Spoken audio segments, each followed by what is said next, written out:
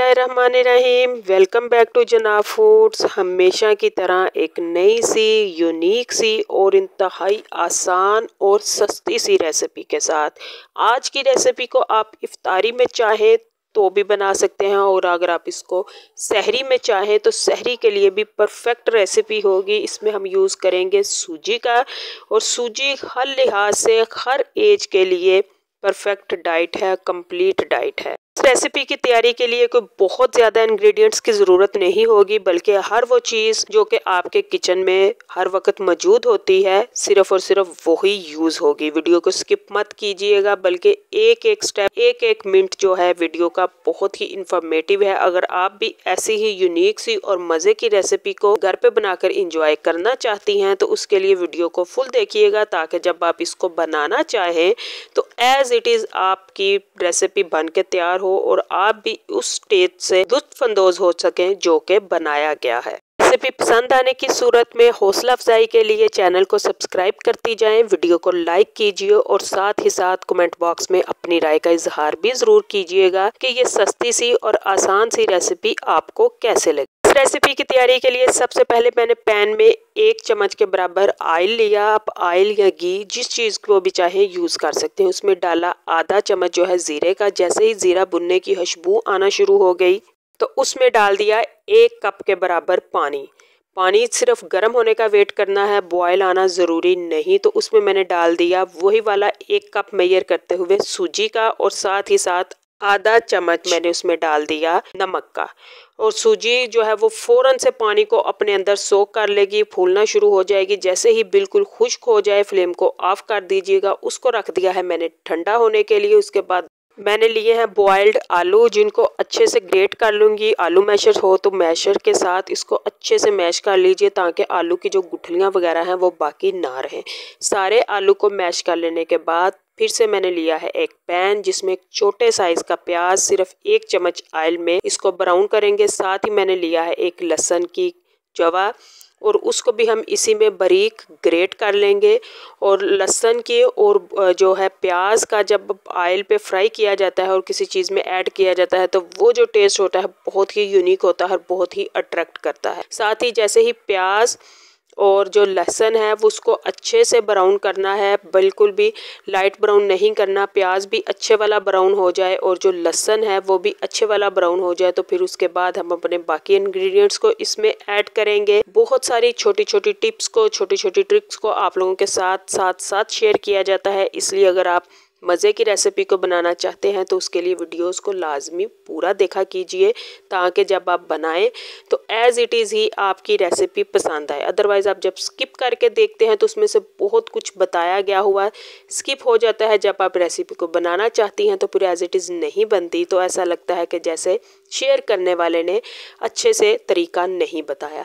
जैसे ही लहसुन और प्याज दोनों अच्छे से ब्राउन हो गए तो मैश किए हुए जो आलू हैं वो मैंने इसमें डाल दी, और इनको करेंगे बड़े अच्छे से मिक्स, ताकि ब्राउन किया हुआ प्याज, लहसुन और ऑयल जो है आलू में बड़े अच्छे से मिक्स हो जाए। और उसके बाद फिर हम डालेंगे अपने बाकी इंग्रेडिएंट्स। और हमेशा की तरह जनाब फूड्स आपके साथ ऐसी रेसिपी को शेयर करता है कि जिसमें बहुत कुछ ज़्यादा इंग्रेडिएंट्स को ऐड ना किया जाए, बहुत ज़्यादा मसाला जात को ऐड नहीं किया जाए। तो सबसे पहले आधा चम्मच जाएगा इसमें नमक का, आधा चम्मच जाएगा इसमें कुटी हुई दरदरी सुरख मिर्च का, आधा चम्मच इसमें जाएगा अजवाइन का, और आधा ही चम्मच मैंने इसमें डाला है गरम मसाले का। गरम मसाले से अगर आपको टेस्ट से कोई प्रॉब्लम हो तो उसको स्किप भी किया जा सकता है। उसके बाद इन सारी चीज़ों को बड़े अच्छे से मिक्स करेंगे, ताकि मसाला जात और जो आलू हैं वो बड़े अच्छे से मिक्स हो जाएं। दूसरी तरफ जो सूजी हमने पानी में बॉईल की थी वो भी बिल्कुल ठंडी हो चुकी है। तो अब हम इसको बिल्कुल आटे की तरह गूंद लेंगे, और थोड़ी देर आटे की तरह ही गूंदते रहेंगे, हाथों से दबाते रहेंगे और तब तक दबाते रहेंगे, मिक्स करते रहेंगे कि जो सूजी है वो बिल्कुल गूंदे हुए आटे की तरह हो जाएगी। और इसके लिए बार बार इसको दबाते रहना है, आटे की तरह गूंदते रहना है। पानी हाथों को लगा के हम इसको करते रहेंगे। 5 से 7 मिनट के बाद बिल्कुल सूजी इसी तरह हो जाएगी जिस तरह से आटा हो जाता है। उसके बाद मैंने 4 चम्मच मैदा के लिए एक बाउल में, उसमें आधा चम्मच नमक, आधा चम्मच जो है कलवंजी का, 2 से 3 चम्मच मैंने कुटा हुआ धनिया और कटा हुआ सब्ज़ धनिया, और उसके बाद आधा चम्मच इसमें डालेंगे वाइट तिल के, और इसको बिल्कुल एक बारीक सी पतली सी कंसिस्टेंसी में कर लेंगे, बहुत ज़्यादा थिक ना हो।